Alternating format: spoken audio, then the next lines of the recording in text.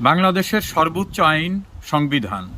এই সংবিধানের সঙ্গে সাংঘর্ষিক কোনো আইনও প্রণয়ন করা যাবে না।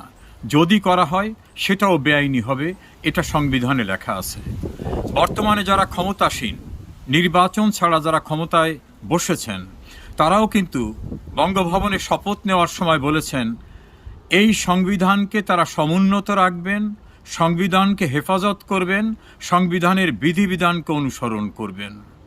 কিন্তু সাম্প্রতিক সময়ে সরকারের বিভিন্ন কর্মকাণ্ডে প্রতিহত হচ্ছে, তারা সংবিধানের বাইরে গিয়ে অনেক কিছু করছেন।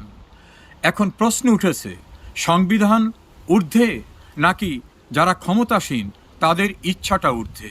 তাদের ইচ্ছা যদি সংবিধানের চেয়ে আলাদা হয়ে যায়, তাহলে সংবিধানকে তারা রক্ষা করার, অনুসরণ করার, সমুন্নত রাখার যে শপথ নিয়েছিলেন, সেই শপথটা রক্ষা করা হলো না। যেমন জুলাই এবং আগস্টে ছাত্রদের আন্দোলন বলি বা যে মুভমেন্টটা ছিল, সেটাকে ঘিরে যে ঘটনাগুলি ঘটল, সেই ঘটনায় অনেক মানুষের প্রাণহানি হয়েছে, অনেক সরকারি স্থাপনা নষ্ট হয়েছে, ভয়ঙ্কর ভয়ঙ্কর ঘটনা ঘটেছে। যেমন থানায় আটকে রেখে পুলিশদের পুড়িয়ে মারা, আবার ছাত্ররা নিহত হয়েছেন।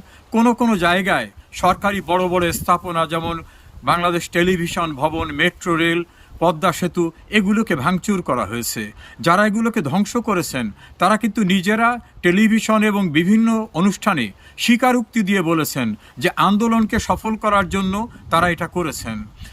হঠাৎ করে দেখা গেল সরকার একটা নোটিফিকেশন দিয়ে বলছেন যারা মবের দ্বারা হত্যাকাণ্ডের শিকার হয়েছে, অর্থাৎ পুলিশ সহ যারা সেই সময় বিভিন্নভাবে দায়িত্ব পালন করেছিলেন অস্থিতিশীল পরিস্থিতি ঠেকাবার জন্য, তারা বিচার চাইতেই পারবেন না, তারা থানায় বা কোর্টে কোনো মামলা করতে পারবেন না।